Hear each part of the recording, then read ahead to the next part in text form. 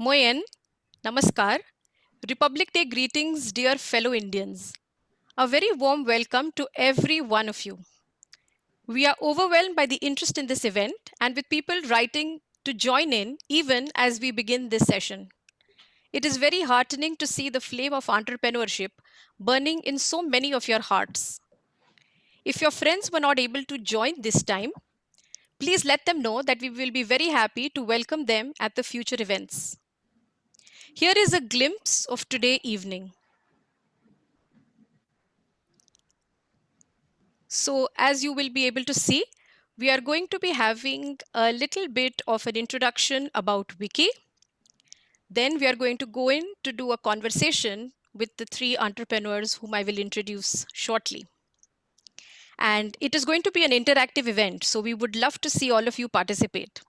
As we go ahead and speak, please feel free to type out the questions you have for our speakers and also for Wiki if you have any. You can either type them out in the chat that you can see in the window, or you can also reach out to us directly over email. Our email is wikilux@gmail.com. We will also put it into the chat, so you're going to be able to copy it later on. So as you can see, we have a packed evening for today. There is a lot of interaction, lot of participation from all of you. So I hope you're all ready to enjoy this evening. We'll start by getting to know a little more about what Wiki is about.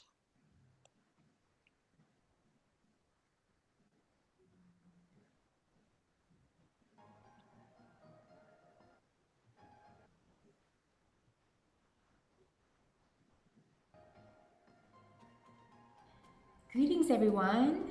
Thank you for tuning in. A very warm welcome to Wiki Luxembourg's first virtual event.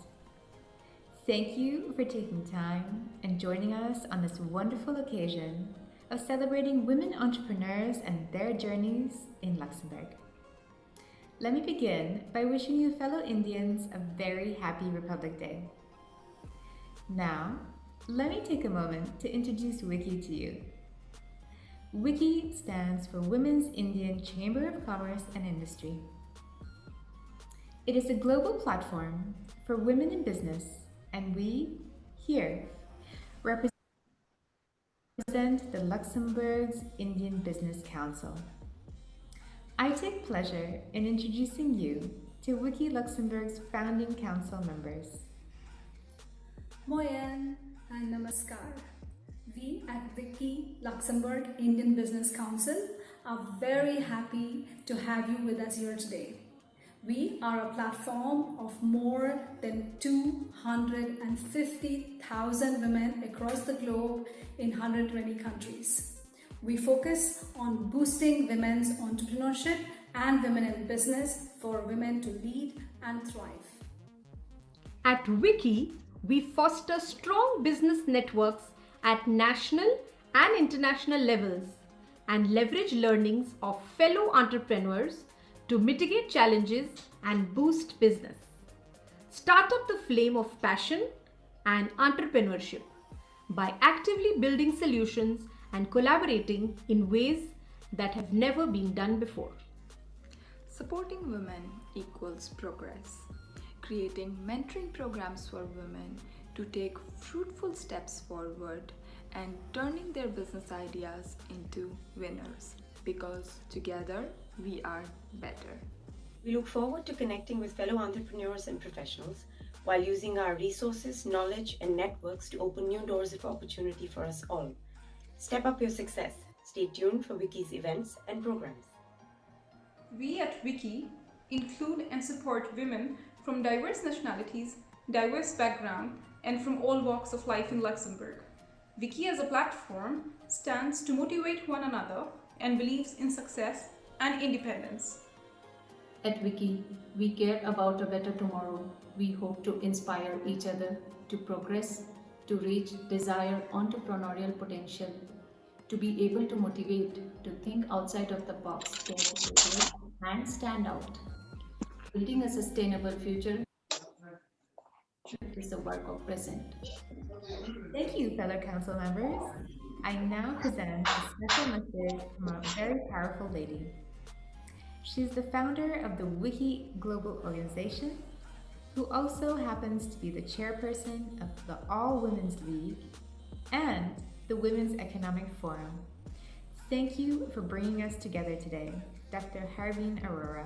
Hello, dear sisters. Here's wishing the Wiki Luxembourg India Business Council the very best for this wonderful event. As you see, I'm in New Delhi on a cold winter morning, and I'm looking forward to that warm fireplace feeling of sitting around all you sisters and listening to how you made it happen in Luxembourg. Your stories of grit, courage, determination, ideation, innovation are all very relevant to how each one of us can make it happen in our own lives. So thank you, Wiki Luxembourg. You rock. What an amazing initiative. We look forward to listening many such stories starting from now. Today, I will be tuned in. Thank you so much for your inspiration from the way across. God bless you, sisters. Thank you.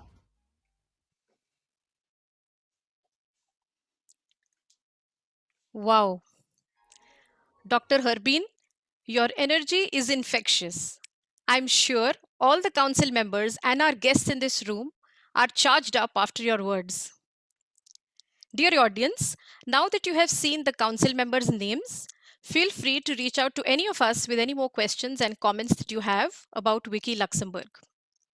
And now, let's get here to the reason that brings you to learn how to make it happen in Luxembourg, to hear the stories of the women entrepreneurs, the inspiring ladies whom I have the pleasure of introducing and welcoming today.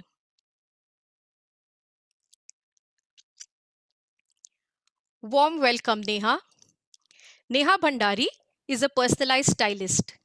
She was a trailing wife with 2 children who came to Luxembourg 7 years ago, and within the first year of moving, set up Stylized You. Yes, just because you moved to a country recently does not mean that you need to sit back. We will hear more about her story. Our next guest entrepreneur is Pallavi Srivastava. She comes from the domain of geosciences and technical writing in space and satellite technology. She set up a food and events company, Pickle Tango. Yes, dear audience, you can do anything. She came to Luxembourg 6 years ago and started her company 2 years after moving. We will hear more about the role her mother-in-law played in it all. Dear Xenia, glad to welcome you here. Xenia moved to Luxembourg 13 years ago with her husband, leaving her stable job in India. After 8 years of living in the Grand Duchy, she founded Les Sutras, a retail fashion business. Xenia will tell us more about her journey, challenges, and triumphs. Thank you, dear ladies, for agreeing to share your entrepreneurial journey with all of us here. Dear audience, please keep typing your questions for our speakers in the chat window. We will be looking at them and getting our speakers to answer them for you. If you would like to remain anonymous, send the question in a direct chat to Rashmi Vittal, our president. We will address your questioning without mentioning your name. Dear speakers, let me take you back to when you just moved to Luxembourg. Do you remember your initial days? How was it, Neha? Okay, so that's really a long time back. It's been 7 years. Like you mentioned, I came here in 2013 in the month of July, and I got the idea of Stylized You in the month of December. So it didn't take me very long, but I have to say I was in a rush. Mentally, I was in a rush. So I was in Mumbai. For most of my work experience is in Mumbai. So I was there first, and then from there I moved to the US. I was there for a short stint, but I made good use of my time while I was there. And I studied and I started working as well. And then after I moved to Luxembourg, I wasn't sure for how long I was going to be here. So I was in a rush to quickly figure out something, and I kind of threw myself out there. I started attending coffee mornings.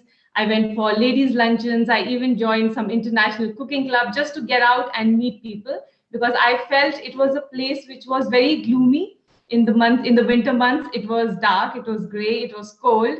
And I am a people's person, so I put myself out there, hoping to make some friends and meet different people. I have to also say that at that point, I did not see any role models or any other women entrepreneurs that I could look up to. So I guess I was just figuring out what everybody else was doing, and I realized a lot of women in India, women from India rather, were doing French classes or German classes. Some were doing Luxembourgish. A lot of people went into education and were trying to finish their futures or masters education, and none of that really appealed to me. So I kind of felt lost. I felt as if time is slipping out of my hand, but at the same time I would say I also felt free, because I did not have the baggage of doing what I had always been doing. I felt it was a time for me to reinvent myself, and also I felt that it was a time where I was open to trying new things. So that was my experience in the first, let's say, 5 to 6 months of me figuring out what to do here in Luxembourg. Lovely. So you got going from the word go, which is wonderful. How was it for you, Xenia? Well, Madhumalti, when I moved to Luxembourg in 2008, it was really a very different Luxembourg. I saw a lot of changes in Luxembourg then and now, and these are all very positive changes. But when I arrived, I was really not expecting it to be so cold. And I felt very lonely and uprooted, to tell you frankly, leaving all my family, friends, and my very good job behind. Yes, so I took a long time to settle and understand what life could be, how it could be different here. I started observing and adapting and started to learn the language first. And like Neha said, initially the options seemed to be very limited. And I was trying mostly for a job before. But yes, then eventually I started learning language and started understanding what I want from life. So yes, it was a long journey. And when I look back, I feel a lot has changed in my life and also the way things are now. So it's very, very good changes. Very nice. Pallavi, take us back to your initial days.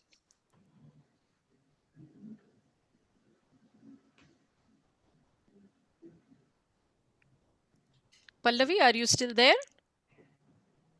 Sorry, I came to Luxembourg in 2015 and I started my business in 2017. That is 2 years after I moved here.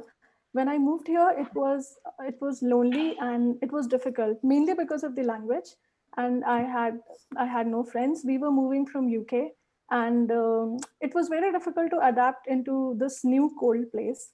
So, but in the summer of 2016, my in-laws, they visited us, and my mother-in-law and me, we both started this company, and it has been good since then. So definitely when we moved here, things were very different for me. My priorities were different. I was not hoping, I would say I was not looking to do a business, but it happened to me. And then from there, we just made it happen, actually. Very nice. So it looks like all of you are talking about the days in Luxembourg where things were not completely pleasant. It was cold, it was dark. You all were thinking about, how do I make friends? I've just moved to this country. I don't speak the language. So it looks like it wasn't completely hunky-dory when your initial days were. But still, you all have been able to take it all up and started your business. So what prompted you to start your business? Share your story and the inspiration behind it, Xenia. Well, like I said, I was really wondering how to take my life forward. And those days, I have to say, I was not in a very happy place. I was facing a lot of personal challenges in my personal life. I had a lack of purpose and I had a lack of motivation. And this is the time when I was fortunate enough to meet a lot of women artisans and women artists who really inspired me. And it really gave me the purpose. And that beautiful, working with beautiful fabrics, designs, and creativity really made me realize this is what was, lacking and I wanted to do. And yes, the moment I started, things started falling into place. And I'm very happy to have started this business. where I drew a lot of strength from my work as well as the inspiring women I have always been collaborating with. And I have to say, there has never been a dull moment. So this is how Le Sutras was formed when I was in a very low phase of my life, and from there has been no looking forward. It has been a wonderful journey so far. Really lovely. So, Pallavi, what prompted you to start your business? You shared a little bit by saying that it was your mother-in-law who actually pushed you to make that happen. So, tell us your Yes, story. actually, it is a very pleasant story to go back to. So, as I said, in the summer of 2016, my parents-in-laws were here, and so I'm very close. Like my father-in-law and I, we do a lot of things like clicking photos and this, posting on Facebook and this and that. So I just wanted to give a platform to my mother-in-law because she's an amazing cook. I've learned so many things from her, and she just knows how to do things like way much better than me. So I just wanted to give her a platform where she can experiment with her dishes and what she wants to do. So this is how it started. So we did it together, my mother-in-law and I, and we wanted to make this a journey. We thought that it would be more like a summer things, like when they'll visit us, we'll do few things, and we'll go back to our normal lives, our normal jobs. But gradually I saw that there is a lot of scope in it, and there is a lot of opportunity to rewrite the traditional Indian food narrative. Because whenever you talk to anybody about Indian food, the first thing in their mind is curry, which is true. Actually, there's nothing wrong in it, but it's just that there are so many ways you can rewrite the old traditional narrative to make the Indian food, to give it a global platform, to make it a cuisine that they can have it, they can think about it as a fine dine. So that is what my inspiration was. Lovely.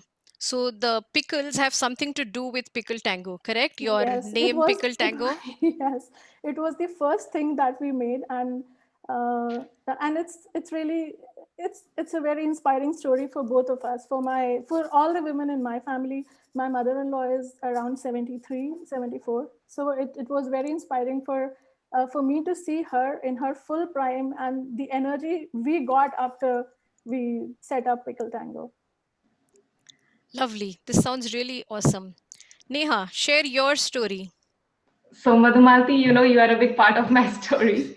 So let's go back. So when I came in July and I told you all, I threw myself out there and trying to interact with people and get to know everybody. So I got invited to one of the ArcelorMittal luncheons that were famous. The lunch parties that the ladies of the husbands working in ArcelorMittal would kind of conduct. So I just went, okay, and I met Madhumalti for the first time over there. I was quite frustrated because I wanted to do something quickly, and I kind of shared my story with you and about what I want to do and how I'm getting bored, etc. And so Madhumalti that day, she said to me that there is an organization. It was called the Mumpreneurs, basically mothers who want to be entrepreneurs. So it was a group that was supposed to meet that very week in some restaurant. I think it was Vapiano Gar. And she said, why don't you go there? Because if you want to meet people, that would be some place where you might get inspired.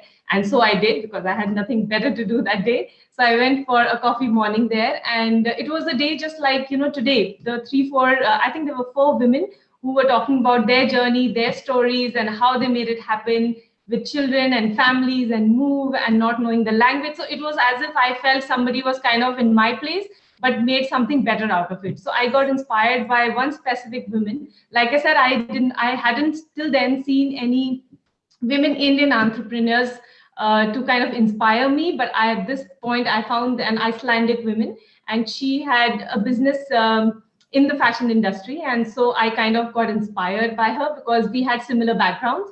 And the only thing that was different between her and me was that she had done something about it, and I was still in my thinking phase. So I went back home that evening saying that that morning, thinking that, if she can do it, so can I. So that was my take from that evening. And I spoke to my husband that very day, and I told him I'm starting a business. And he's like, what business? I was like, I don't know yet, but I am. So that was the month of December.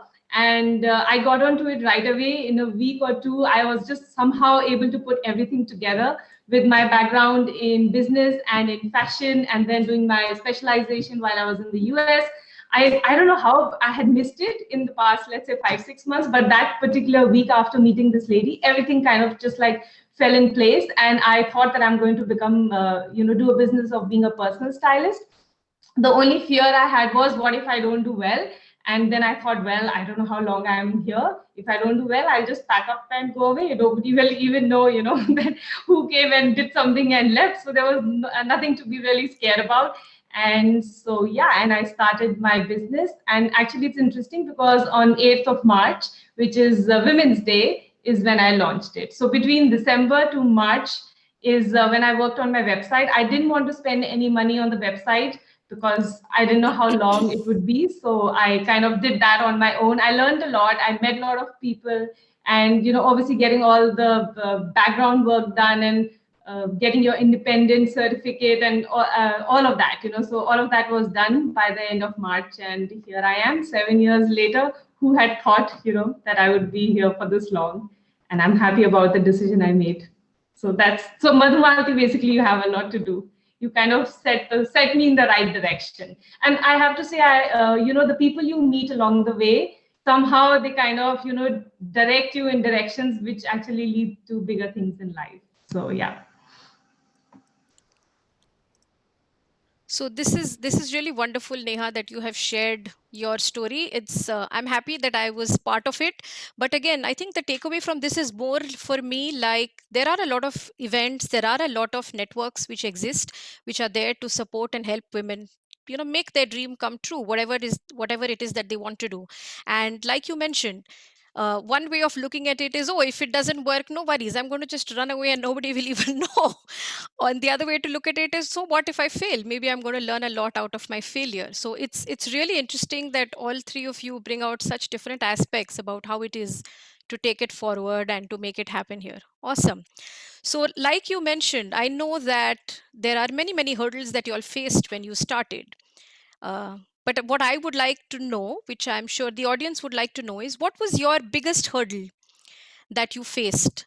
And what was the most challenging thing about it? And what did you do about it to turn it around, Pallavi? Uh, when I when I really thought that I would go ahead with the business, and then the biggest hurdle was to get the license. I was not aware of any of the government processes and how it is done and how it is to be done. So there are two steps to it. So first thing I did is I met so many people. I met everybody in food industry and Indian entrepreneurs who were there, especially Neha and Zinia. And Xenia helped me where to go, how to do so many things. She told me I have to go to Chamber of Commerce, I have to fill up this thing, I have to do this thing. So this is how it really started. And if I talk about one of the biggest problem or obstacle that I had was to pass the Oreca exam, because the classes are in French. And then I took the exam in 2017, and in then the paper was also in French. So my French is just basic. I mean, I learned it like back in my college, and after that I had no knowledge of French.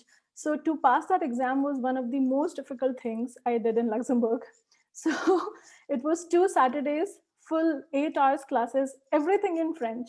There's not even a word of English. And then we have to give a full exam of subjective and objective questions just to pass that exam. So I studied a lot. I worked really hard for it. It was almost, I studied for like 20 days, 8 to 10 hours daily, and I aced it. So I really aced that exam.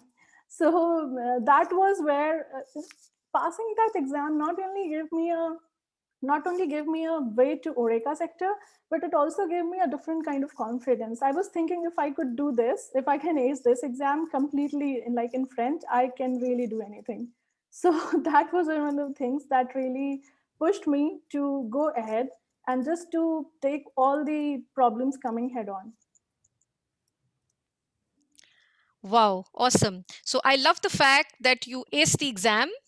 This is great. And the fact that you said you aced the exam, because another thing which we women somehow seem to be not so good at is saying things that we do well, things that we have done, going ahead and saying, give yourselves a pat on the back and say, yes, I actually did this well. So for those of you who are wondering what Horeca or Horeca is, if you just look at the words, it's the French term for restaurant business. So anyone who's wanting to get into the food business, this is one of the exams you have to pass. By clearing and acing the exam, Pallavi has already made it easy. So this is not a challenge you will face because you can do it in English. You don't have to do it in French anymore. That was a great tip you shared, Pallavi. We are so glad that you're here, and I hope several people from the audience would be able to take back something from it. Awesome. Neha, tell us about your most difficult hurdle.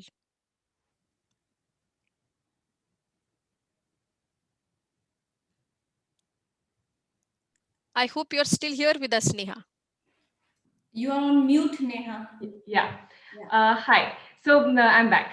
I think for me, the most difficult thing was the pricing. I didn't know what would be the right pricing and how to go about pricing a service like this. So, and also in my head, somewhere I thought that, I'm an Indian woman and I'm hoping to also style people who are actually already wearing Western clothes all their life. And now I am going to be the one telling them what to wear, how to wear, and when to wear, and where to wear it, and things like that. So it was more like a confidence thing in my own head. So that was one. And another thing was, how much should I spend on marketing? Because it's such a big world out there. You have Facebook and Instagram, and you can just keep on putting money into it, and keep seeing how your business is doing and how people are responding. And there's no end to it. So to be able to make a marketing plan, and also how to price myself. So I think those were the two things. And what I did for myself was I met with some business coaches.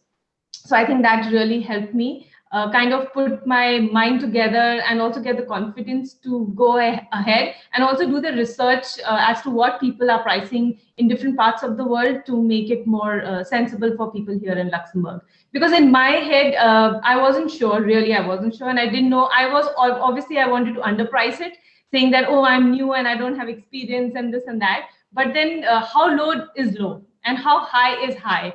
And also the clarity of who your target audience is, because depending on who the target audience is, your pricing varies. Even the low and high of your pricing varies. For example, even let's say you had to sell a scarf like Xenia. If you want to do a high-end scarf, it could go up to thousands of euros. But if you want to do a low end, you also get scarves at 10 euros. So not knowing your target audience was really important for me. And also that led me to kind of define my vision. And because I wanted a vision which was making styling affordable, available, and accessible to the regular people, because I believe that it is not just for celebrities and models. It used to be, but now I think everybody wants to look good. Everybody is like a hero or a heroine of their own life. Everybody is taking pictures of themselves on Instagram and putting it out there. So the aim behind their head, they're always thinking that you want to look good. And if normal people are wanting to look good, so that means these services need to be available for local everybody. So that was my vision, and that really helped me kind of price myself. And also, once you have the right price, you get the right customers. So that is really was something which was in my head, and I was able to solve it with the help of a business coach. Beautiful. So like you rightly said, Neha, all of us are the hero or the heroine of our life. And I would like everyone in the audience to take that back for them. You are the hero or the heroine of your life, and you can shape it the way you want. Xenia, if before we come to you, I will quickly take a tip from Neha. Neha, do you think my styling is okay for the day today? Yes, I know you're speaking on camera, you're getting recorded, all of these things, guns are pointing at you, but I would love to know. Yes, you are. You look fab. Super. Thank you. And even if you have said it just because the whole audience is listening to us, I will still take that in good stead. Xenia, I would love to hear your challenge, biggest one. Yes. Before that, I have to tell you, Madhumalti, this is really suiting you. You are glowing. Absolutely. Oh, you've made my day, Xenia. Thank you. You aced it. Thank you. Yes. Well, Madhumalti, while Neha and Pallavi were speaking, and I was thinking, for me, getting started in Luxembourg and getting a license was not difficult. To all the audience who are listening, House of Entrepreneurship. That's the first shop, and they really guided me very well what to do, and things were very clear what I needed to do. And I have to say, even if my profession, I was in international logistics and international trade before, but everything helps in the end. It's like a big jigsaw puzzle.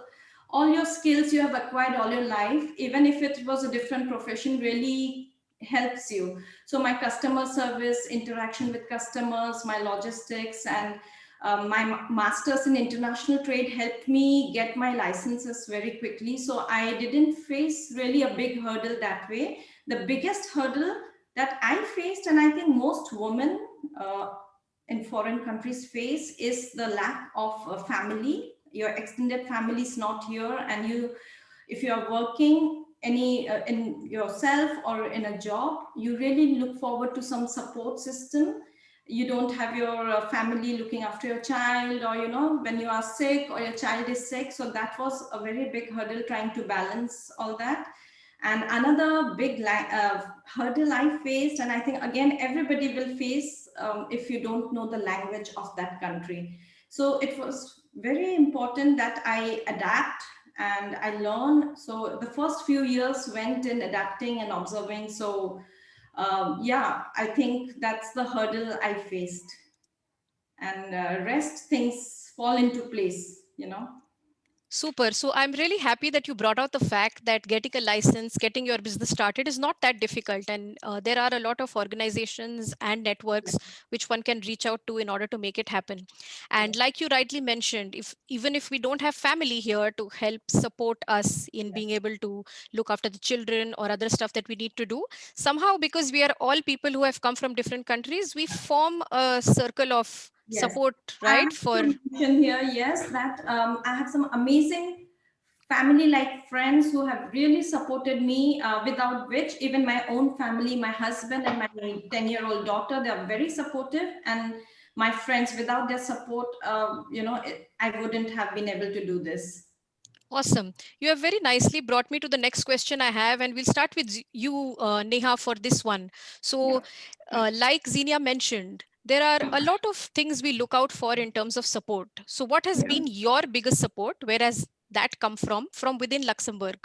Yeah, I think my husband has definitely been there. He's a business guy, and finance and IT is kind of his thing. So he's always been there. But like we know that it takes a whole village to raise a child. I think the same thing goes for an entrepreneur. You need so many people in your life. And for me, it's been women and women entrepreneurs. That's it. So if I look back, starting from you, Madhumalti, who guided me, then on to the various events I did there, for example, with HubDot, led by a woman, Mumpreneurs, led by women, Business Chamber of Commerce, the lady I met there, again a woman. Then all the articles that I've written in, whether it's Delano, Telecran, Luxembourg What, all the articles I've written, either I've been interviewed by women or the women have approached me. Then you can also go to American Women's Club, British Ladies Club, just name anybody. And it has been the women who have actually been there, supported. And finally, even at the end of it, when I have my business, about 75% of my customers are women. So it's just us, we don't need anybody else in our lives. We just need the women to be there and support each other. And if at all I fall sick or I have something else, I reach out to my friends. And also they're all women, most of them, let's say. They're women. So yeah, it's just us.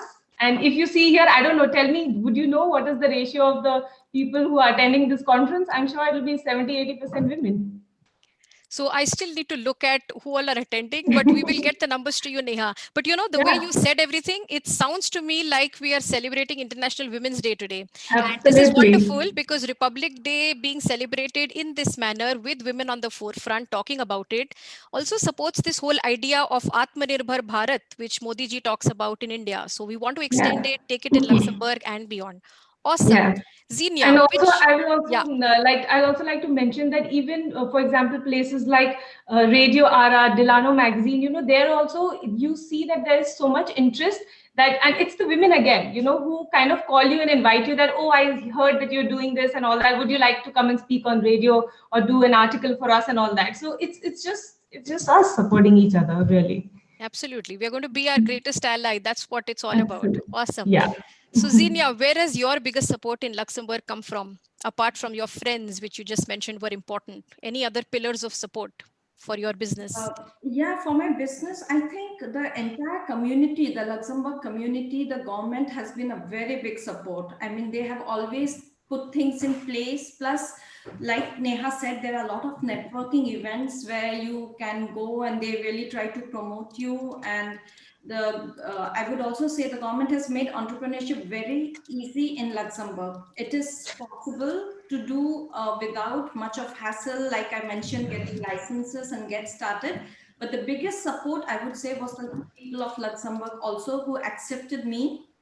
Like Neha said, she's from not from the country, and same way, even I'm not from Luxembourg, but you know, in fashion and everything. So if they did not accept, then I wouldn't be able to come this far. So of course, and another very big support system is my how would I say, like the colleagues, entrepreneurs, because entrepreneurship is also a very lonely journey. There are times when I do miss a job, when I don't have the salary, fixed salary at the end of the month. That is another part of entrepreneurship. But also I miss a boss to run to when I have messed up something, or you know, colleagues to ask you if this looks better or that, because sometimes there is a deadlock, you are confused in your mind, and you need to speak to colleagues to understand what is the way out. It could be very simple or it could be complicated, but you have being a single entrepreneur, you don't know what to do, where to go. And that's when my other entrepreneur friends, for example Neha, and you know, so many other friends that I have, I call up or I meet and I ask, what do you think about it? And they give me very good ideas. They know me very well, they know the business, and they know Luxembourg. So it's very important to network and have good supportive friends who are also entrepreneurs, because a friend who is in job or in a work, a 9 to 5 job, may not be able to understand and relate to your problem. So my fellow entrepreneur friends and colleagues are a very big help to me, I must say. Awesome. This is really very nice to know. So, in general, you're right. And again, reiterating it, Luxembourg is a small country. And in that way, it is quite easy to approach somebody, even if you just found them over LinkedIn and say, I would need help on this. The chances are high that they will be able to help you if it is their area of expertise. So, Pallavi, where did your biggest support come from? So before I answer that, I would like to add a point to what Xenia said. So one of the things that I enjoy having other women entrepreneurs is like whenever you're stuck in your own business, and because sometimes you need a third eye, a third perspective to it. So you can always call any of them and you tell them the problem, and they will be like, oh, it's okay, it's okay. First of all, just calm down, and this is how it should be done. This is how. So I've taken support from Xenia, from Neha. I have a friend, Akriti. So I've taken support from her. So definitely there is a lot of women support going on in Luxembourg. That Yes. without a doubt, my biggest support in Luxembourg comes from my husband. And if I talk beyond family, then it is women. So the way you guys have supported me is amazing. I can't be thankful enough for any of it. There are so many people I am seeing right now on my screen who were my first clients. So, so there is Nooper. She has helped me a lot with my business. And I love the fact that whenever she has anything to do with food, I am the first person she comes to. So there are so many people in this chat that I know. They were my first clients, and how well they have supported me. Second thing I would like to say, that the government supports you a lot. You go to the Chamber of Commerce, you go to House of Entrepreneurship, and they tell you exactly what you need. So the support from government is really good. But yes, you have to work a lot, especially if you are into a food business, because the licensing process of food business is very different from any other business. So there are exams you have to clear. There are regulations you have to follow. So it makes it a bit more, I would not say complicated, but a bit more difficult or different journey than setting up any other business. So I think it needs much more support. So especially in food. And also there is one thing on Facebook, there are many women group, and it's amazing support. The expat group of women, there are ladies of Luxembourg, and they are just like your go-to people. So for me, they are my go-to people. If I want to promote something, if I want to ask something, if I'm in some trouble, they support you, they recommend you, they make you meet, they make you introduce their friends. So it's really amazing. Awesome. It is really fascinating to hear everything you all have said so far. But I would now like to ask all of you for a takeaway. Okay. So if we get people here, we're not going to just let them go like this. So I would like you to share one tip or advice for entrepreneurs and one concrete takeaway for our audience from your line of work. So it could be a styling tip from Neha, it could be a cooking tip, Pallavi, a fabric tip, Zina, whatever you all would like to share. So let's start with you, Pallavi. Okay, so as far as entrepreneurship tip goes, the business tip goes, so I would say open up, talk about your ideas to as many people as you can, because in the process of that you will learn many things which you don't know yet. And so when I started my business, I talked to I don't even remember, maybe 60, 70 food entrepreneurs in Luxembourg. So right now, so after 3 years of my business, I know most of them by their first names. So most of the restaurants, most of the caterers, most of the people who are doing the food business. So don't be shy in asking questions. Don't be shy in taking help. Ask for help. What kind of help do you need? And if it comes to food tip, then yes, then I would say that even if you're buying any spices from the store, from the market, if you dry roast them for some time, like maybe 5 minutes, then the cooking time is cut down to half. So then the curry is it's like really super fast. That's a good tip. I'm going to definitely try this one. We all want to quickly get our cooking done, or maybe some people want to carry it on for longer, but this will definitely be useful for us. Awesome. Xenia, share your tip with us, please. One entrepreneurship tip and one tip from your line of work. Okay.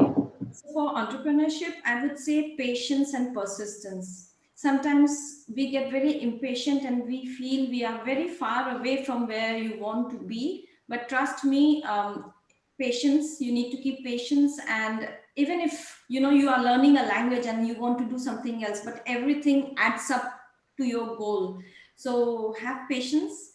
Don't be in a hurry. Don't be in a rush, because then we take wrong, steps. So I would say that. Secondly, I would say do something that you really like and is important to you. And don't treat it just like a business or a commercial thing. Put your emotions and human touch to it to be different from the other businesses. So that's one tip. And regarding my business, I would say accessorize. I would like to say about scarves, that you can be very creative. You don't really necessarily need to put it around your neck. You can also wear it like a skirt. You can take two scarves together, one multicolored, one plain, and put them together and use two scarves, make it something interesting, put it on your purse, put it on your head as a headgear. So you can do a lot of things and be creative. Do not shy away. Wonderful. All great tips. Thank you, ladies. This is really good. And I can see there are a lot of questions coming from the audience. But before we open up the floor to the audience for questions, everyone, it's selfie time. Okay. So get your cameras out. Let's celebrate the fact that we all made time for ourselves and tuned in to the event this evening. Click a selfie with you attending the event and post it with the hashtag Wiki Luxembourg. So that's WICCI Luxembourg, LUXEMBOURG. Okay, we're going to be doing a lucky draw and we will pick one winner who will get a free ticket to attend one of our future workshops. So remember, you have to use the hashtag Wiki Luxembourg to be in the draw. So ladies, get your phones out and let's start doing it right away. I'm going to do it too. Okay. So the ladies who are happy to turn on their camera, please feel free to do that. Then we get a beautiful picture with so many faces showing up as well. Okay. So I'm going to do my selfie with all of you. And we are going to post it with hashtag Wiki Luxembourg. You can post it on any social media that you want. We are currently present on LinkedIn, on Facebook, on Instagram. We are going to come on YouTube very soon. So feel free to tag it to this and we are going to look out for you. You're going to win something exciting. So get at it, women. Come on, we have to celebrate. Okay. So while you are still doing it, I will quickly look at some of the questions that are coming up from the audience. I know there are many.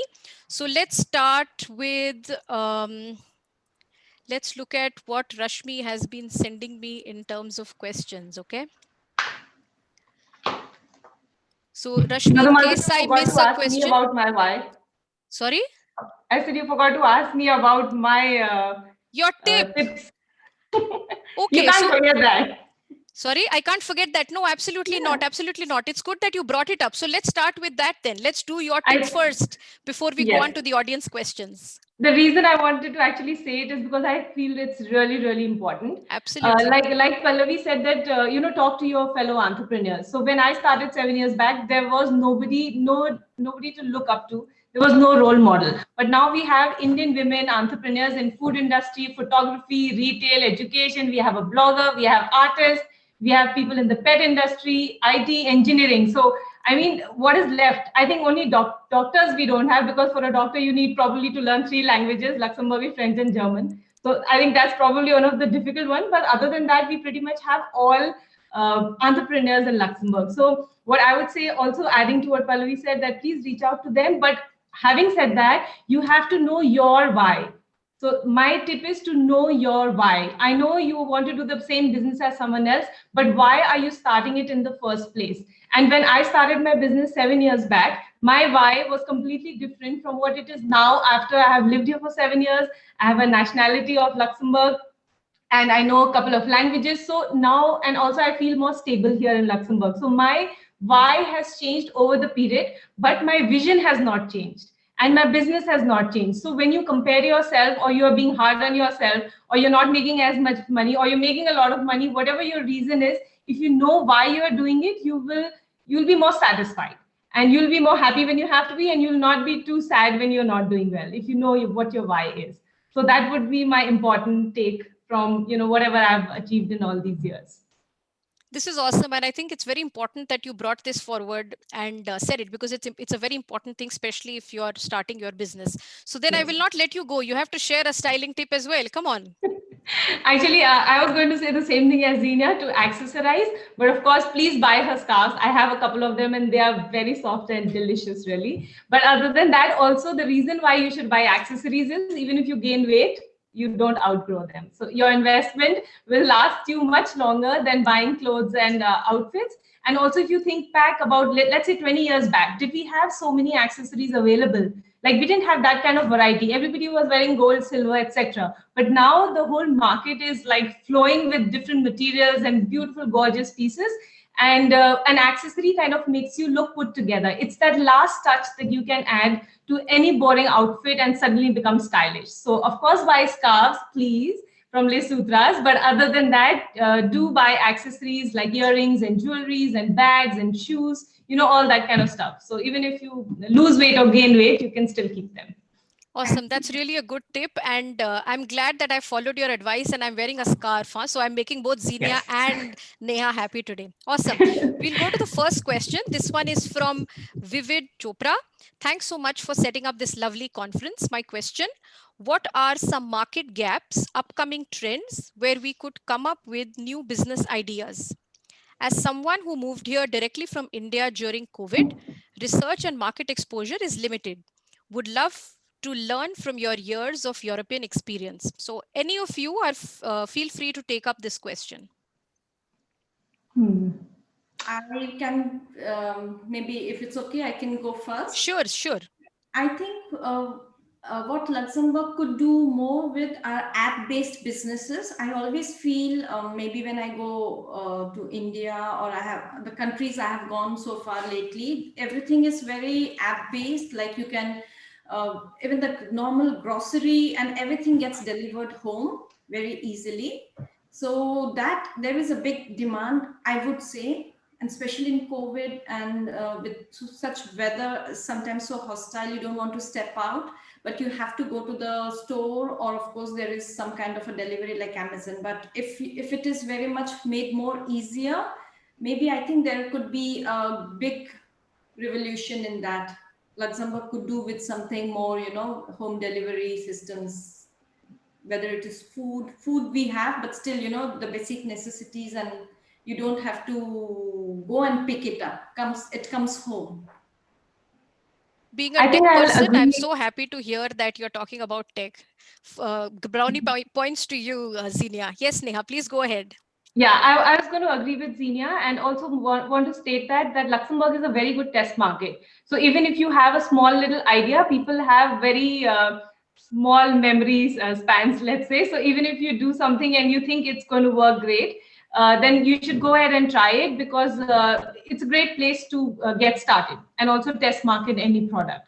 And I've also realized when I was in the US and I was wondering, you know, what should I do next, and what is it like, think of an idea. So what I realized is that anything I would type was already there. Like US is such a big market with so many people being entrepreneurs. Everything that I was typing on, that let me do this and let me do that, it would already be there. So what I realized at that point is that it is okay to be doing the same thing as number two. You don't always have to come up with an absolutely new idea. Like even my business is not an absolutely new idea. There are other stylists in Luxembourg, and there is place for a new person doing the same business in Luxembourg as well, as long as you think you are good at it, and also it is tech savvy. So that would be my thing. So you don't have to like try and look for an absolutely new idea, but also a same idea which has worked well in other countries, or even in Luxembourg, you could be number two to do that as well. Super. We have a great question coming up, and maybe Pallavi can take this up first. So it's from Constance. I hope I'm pronouncing your name correctly. Good evening to everyone, and thank you for this great initiative. My question is how you knew all the administrative steps to take to start a business in Luxembourg. Who provided you with the necessary support, for example, on the creation of your business plan? Did you face some language barriers, since many documents in Luxembourg have to be prepared in French or German? What are your tips, or what tips can you give to find your way through the administrative jungle of Luxembourg? So Pallavi, I know you talked about Horeca being a sector where these things are very important. Maybe we can start with you for this question if you are happy with taking it up, and then we can move on to Xenia and Neha too, if they have something to add. In case you're looking to start something in food industry, anything to do with a restaurant or a cafe, so first point is answering the first question that was asked. There are never enough cafes in any city. So if any of you want to is looking for a new idea for a business, food is definitely something that if you like it, if you have a zeal for it, you should try it. Second, coming to this question, there are very clear steps on Gaucher.lu, that is the website for Luxembourg, and there all the steps are mentioned very clearly. But if you would ask me, I would just sum up into 3-4 points. First, you have to go to House of Entrepreneurship. They will tell them your business idea. They will tell you exactly what you will need to get the business license. Second thing, you have to get all the documents, whatever it is required for your business, and you have to go to Ministry of Economy. You have to submit everything, and then you have to wait to hear back from them.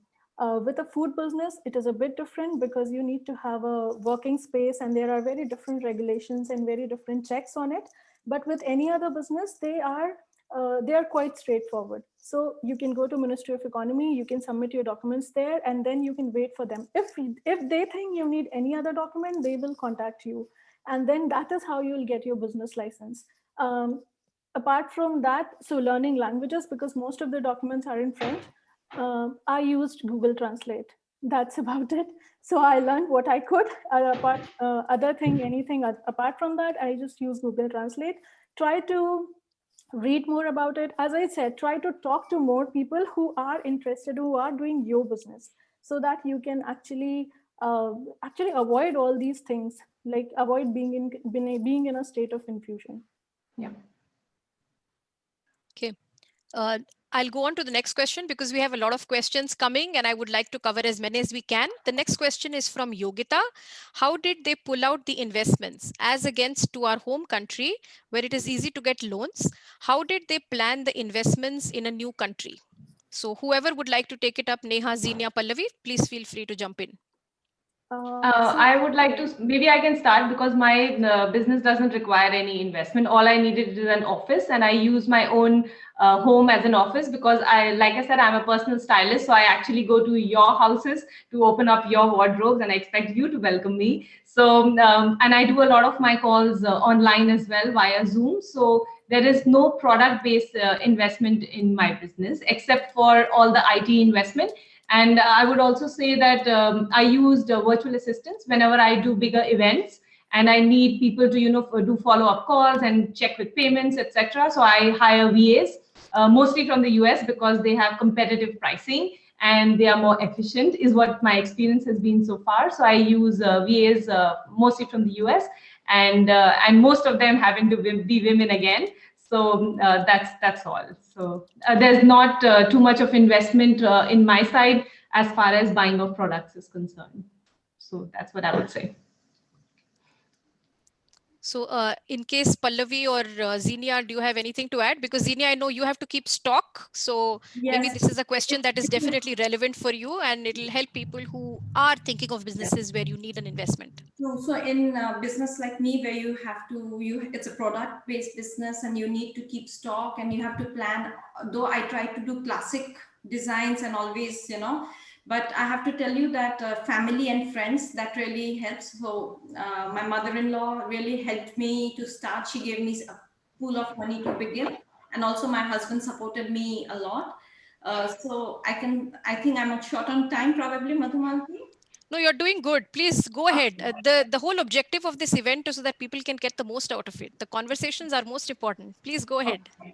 So yes, I mean, it is a point where if it needs investment, you have to either borrow from family, friends, I would say family. And also, I don't know if you would like to go to, and take from organized institutions any help. But for me, I took help from my mother-in-law and my husband initially. And that's another thing you have to keep in mind.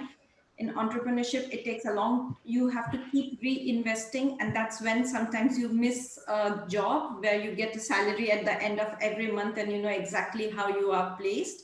So that should not lead you to frustration initially, that you are working so hard, you are putting everything back into the business, and you are as dependent on your husband initially, in spite of putting in all this hard work.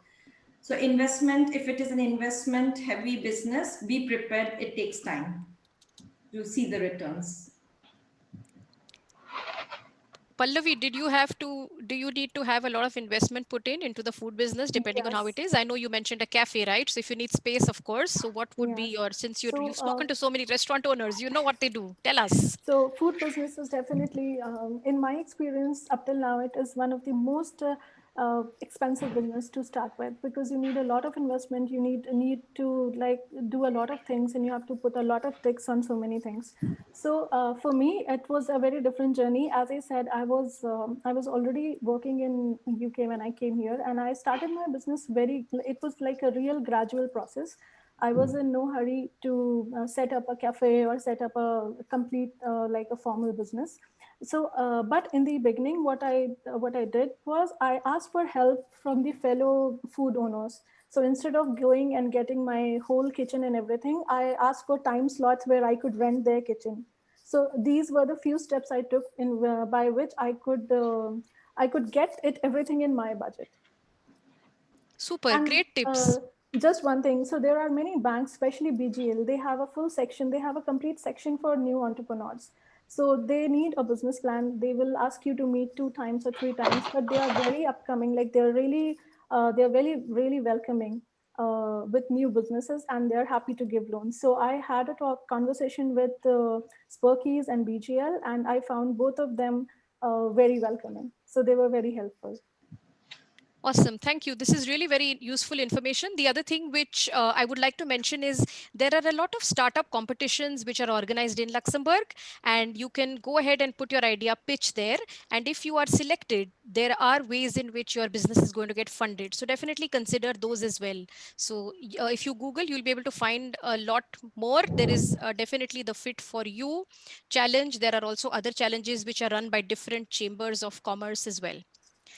So, dear Neha, Pallavi, and Zinia, I would like to thank you so much for opening up with us so authentically, giving us an insight into your lives and your entrepreneurial journey. They were all so different, yet so inspiring. I'm sure I'm speaking for the audience here when I say that it has given us a lot of food for thought, pointers, and planted the thought in many of us that it is possible, whether one has just moved into this country or has been living here for many, many years. I will now hand over to Nupur. Thank you, Madhvanti. Thank you. Thank you. Thank you, Madhumalti, for such an engaging conversation. Zinia, Neha, and Pallavi, you make me believe, and I guess our audience as well, in the power of persistence and that of will. Pallavi, special thanks to you. I now believe in the power of mother-in-law as well. I will be looking forward to that tip. Your journeys are very beautiful and inspiring. I am personally looking forward to learning more about you and the journeys you have carved. We at Wiki, we are determined to make it happen. For all those who dream, with passion, hard work, motivation, and above all, with a lot of fun. So I'm going to do a live poll with you all, just for the bit of fun and engagement and for us to improve. I'll share my screen. I'll give you instructions on how you can do the live polling with me.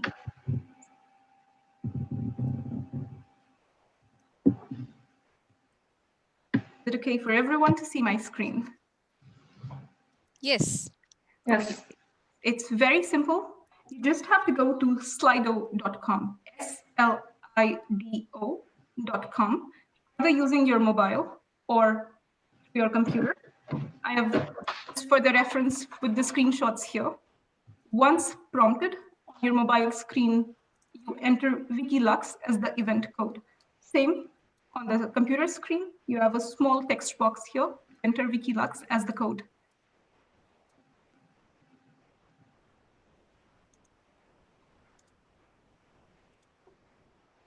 I think someone in the audience wants to ask a question is it about the poll? You can write it in the chat. I will be reading it as well. Okay. I'm waiting just a few moments for everyone to tune in. The more the merrier. Okay. Let's start with our first question. What is your most preferred time to attend Wiki's next online event, given the context? Is it lunchtime? A bit early in the evening from 5 to 6:30 p.m.? Eventing time, 6:30 to 8 p.m., probably the most preferred time slot. Or late evening, again, one of the probable time slots for a lot of working women, 7:30 to 9 p.m. Please poll in your answers. I'll be watching out.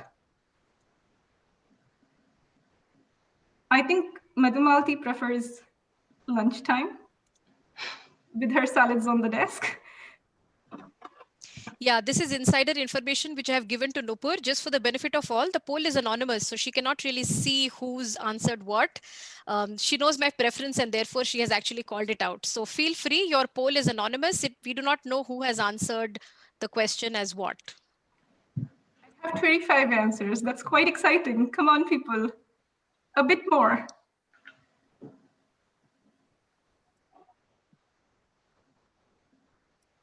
And I'm counting. Let's reach 30 at least.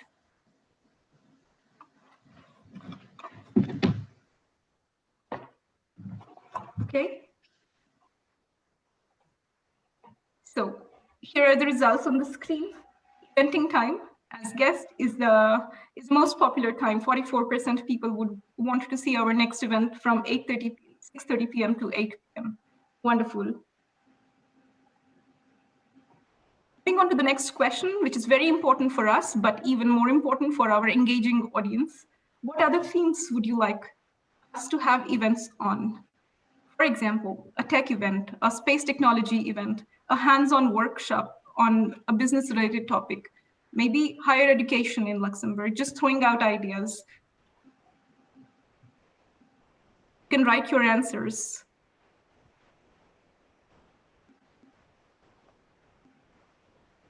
I think my next would be how to make pickles from Pickle Tango, a hands-on workshop, or finding a good mother-in-law. You will have to go to India for that. I am just an apprentice.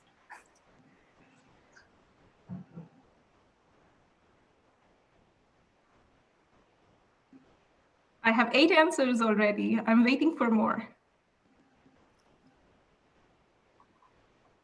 As Zina and Neha both mentioned, I think Luxembourg could be a bit more tech savvy and would help us to get to know the technical aspects of working life and entrepreneur life in Luxembourg, right?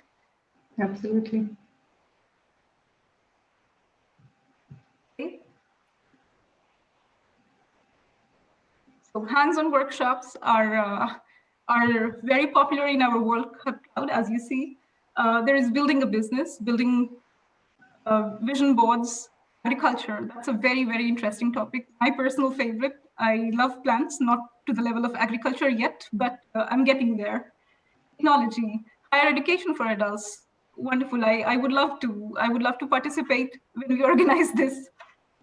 Commerce business, social media influence on business. I think this is very important. While we are organizing Wiki, we are learning a lot of lessons on social media and its influence. And I think for any budding entrepreneur or inspiring entrepreneur, it is a very, very good topic. Okay, we take notes. I'm promising you a lot of fun events in the future on behalf of all Wiki here. Okay, we move on to our next question. How did you learn about Wiki Luxembourg and this event? As I said, social media is very important. This is among the few tools we are using to publicize ourselves, what we are doing, how to be more useful. Facebook, Instagram, LinkedIn, WhatsApp, word of mouth.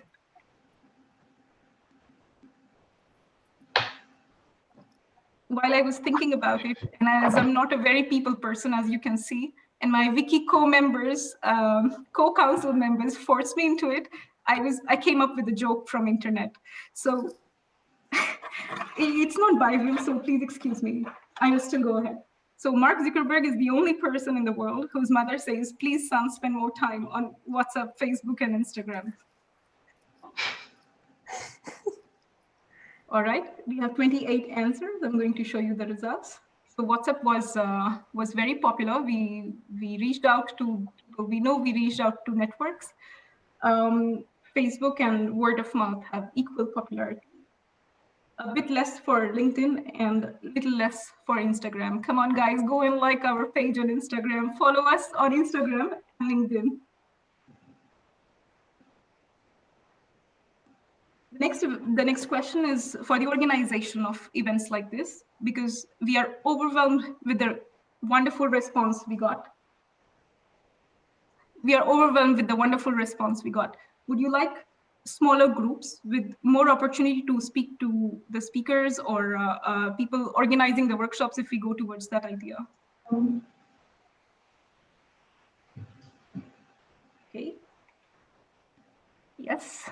This is something we anticipated, given how curious our audience has been tonight with all the questions that they have been putting in the chat boxes. I think it was quite evident. Last question. Did you find this event useful? It's a rating question. Your rating can start from 1 to 5. There are many aspects to this question. For us, it is very meaningful. We would like it to be useful and for you to go home with a message that we were able to bring something to you that you did not find yet, that sparks a curiosity, that sparks a passion, that does something, right?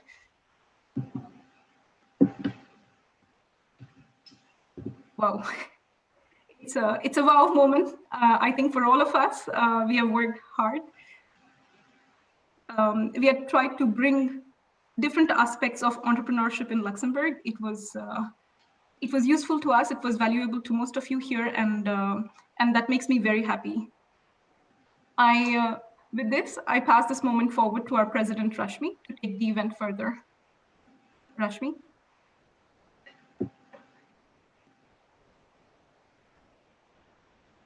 Thank you, Nupur. Rashmi, can I just say something before you start? Yes, please. There was a question about business ideas, new business ideas. I think there's one thing which is really untapped here in Luxembourg is the spouses that come along with the people who actually get employed. So it's nearly like 50% of the expat population who's highly educated and not working because of the language.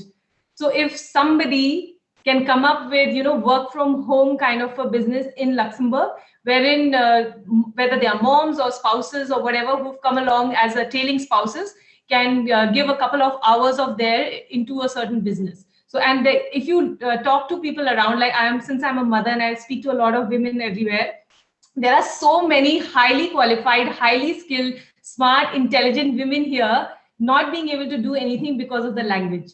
So I always feel that this is such an untapped market where someone if has an idea of work from home kind of possibilities, or just places where people from different skills can come and give a certain amount of their time and actually have a business around it. So that's something which kind of came up to my mind right now. So I thought I'll let you know. Thank you, Neha. That's definitely very well said. The untapped, highly qualified potential that we're talking about. Yes, and that's probably pasted all over the screen today, Yes. Yeah. So I won't keep you very long because we've heard so many times Pallavi now. I'm sure everybody is hungry and added quickly to that. So I'm sure the Indians especially are also watering and we want to go back and have some dinner. So anyways, shall we take a moment to take a picture? Supriya, would you like to take a picture of the audience? If people want to turn their cameras on, we would use this on social media. And if we have your names, we probably might tag you as well. If you would like, do let us know, Supriya, when you're going to click and when it's done. I'll just give it another minute in case people are switching on their cameras, and then you can say Vicky.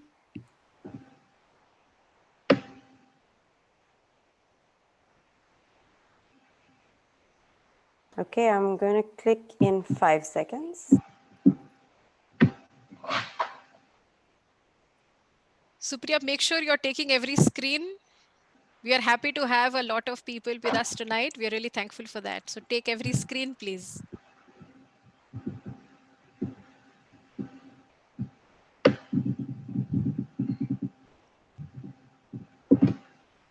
I'm just going to check that. Yes, I think we're good. Just give me 1 more minute, everybody, please.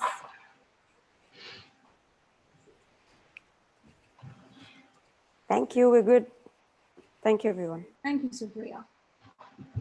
So today is a beautiful evening. It's not just 72nd Republic Day of India, but also this moment in time that we've come together. This has been the walk of many women before us. Women who dreamt about having a women's chamber of commerce, women who've been the flag bearers of women's entrepreneurship in Luxembourg. So this evening is the culmination of all those moments, all those dreams that have come to fruition via these instances. First, I'd like to speak a little about Dr. Harbeen Arora because she's the founder, and she dreamt that one day women would have a platform across the globe and support each other. She's been a very powerful businesswoman and a compelling leader. She runs a business group of many companies that is into health and wellness, high-tech agriculture, skill development, real estate, construction, renewable energy, and even owns the world famous Bio Ayurveda brand. So she's spent 2 decades in inspiring and empowering other women to be like her. When we started Wiki Luxembourg, it was right in the middle of the pandemic. And today we have a strong council of women, and we have kicked off this event today. Normally, I wouldn't take you behind the scenes of an event operation, what goes on, but today I find it very relevant, and I'm going to make an exception and talk about our council and how this happened. I hope you'll find it inspiring. I'll start with our council member, Neda Nakwi. She came to Luxembourg when she was little in grade 4, and she's a successful businesswoman. Currently, during the pandemic, she's stuck in UAE. And every single meeting we've had, she drives down somewhere to find a Wiki connection, stands for the entire 90 minutes, glued to that little screen, going through our documents of those meetings that we have. I mean, her commitment is unparalleled and it's worth mentioning. Do you want to give us a wave, Neda, wherever you are? Yes, that's Neda. She's the only one with the mask because she's been standing outside and this happens at every meeting. That's Neda for us. The next one I want to mention is Arushi Jain. She's a powerhouse of support. Today, she's not joining us, but she's a very wise woman beyond her years.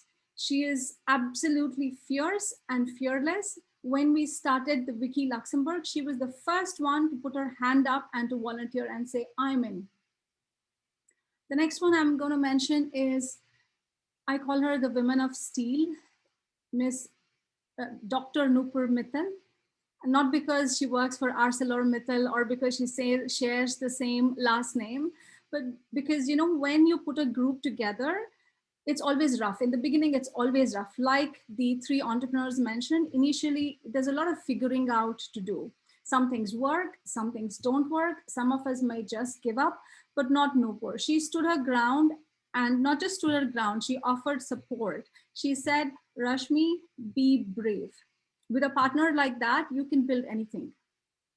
Next, I want to mention Megha Goenka. Megha is perhaps, her work is perhaps the first thing you came across with Wiki because she made the poster. She is the creative force behind all the art that you've seen from Wiki so far. And the amount of work she's had to do, most of us would have torn our hair apart by the number of revisions and the number of, oh, can we change this? Can we do that? But not Megha. Megha was calm, collected, and cool. Very inspiring. Next, I have Supriya Sodhi. I have to mention this, that when we started Wiki in the middle of the pandemic, we were all getting online and the only slot we found was Thursdays. And on Thursdays, Supriya has music classes, so she can't attend. But most people by that time, after 2 meetings that's happening on Thursdays and you're only one left out, you would have given up, but not Supriya. What she did is we would record the meetings. She would get back home, go through the entire session by herself, and we'd be prepared. And next meeting, she wouldn't be there, but she would still catch up. And I think that's the definition of grit. So no wonder she's an entrepreneur herself. Next, I would go on to Madhumalti. She's the moderator you've seen today. She's also the vice president of Wiki Luxembourg. When I called her for the first time, we had not met before that. We didn't know each other. I just briefly explained. And I think 2 words, women and entrepreneurship, was enough for her to say yes. In a blink, she brought in her powerful contacts all over Luxembourg, her ideas, and poured it in so generously. I think this kind of personifies the Atmanirbhar Council, I must say. For those of you who don't know Atmanirbhar, it's something that our Prime Minister Modi has been speaking about. It's about being self-reliant, and it stands very well with what we want to do with Wiki. I must say that, you know, I don't just share all this in gratitude, but to tell you, to leave you with this thought in your mind that Luxembourg is a place of support and looking forward. So many a times you may find yourself professionally or personally alone, and you don't have to actually. We want Wiki to be this place like it's a cocoon for a caterpillar to morph into a butterfly. I hope we will be able to do that for women in general. We are inclusive. We are not looking at Indian women alone. We are looking at women in general.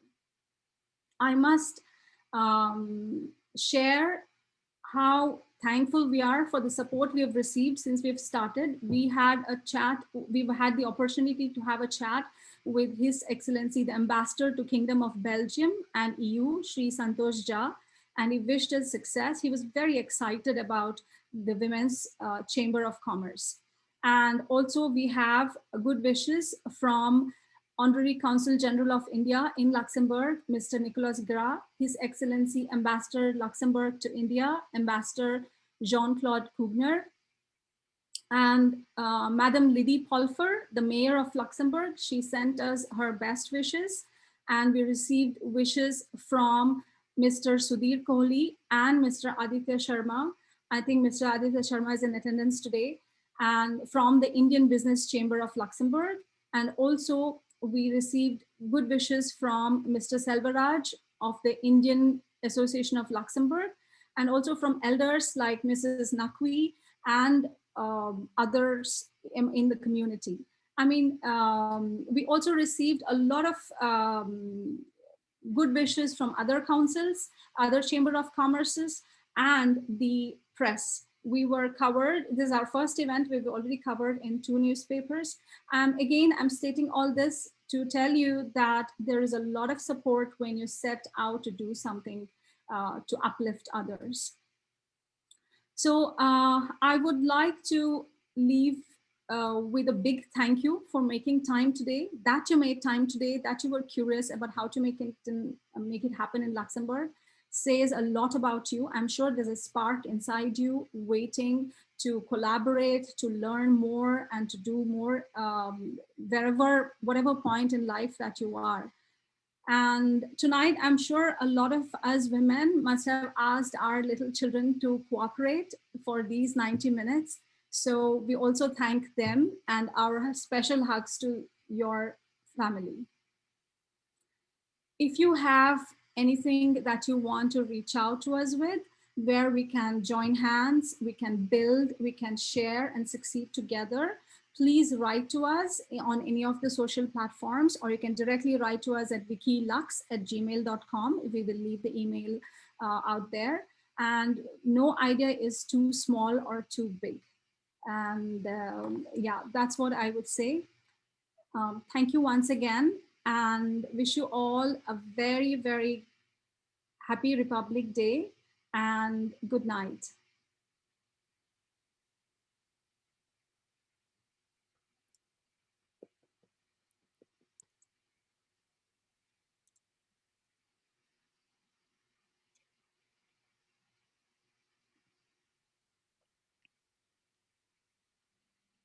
We will close the session in a few minutes. If you have any comments you want to leave in the chat, you're welcome to do so, or you can. If you would like to speak up as well, feel free to do that. I'm not able to unmute you because the power is in your hands. So feel free to unmute yourself and say something if you would like to. We're going to stop the recording, so feel free. You're not going to get recorded. But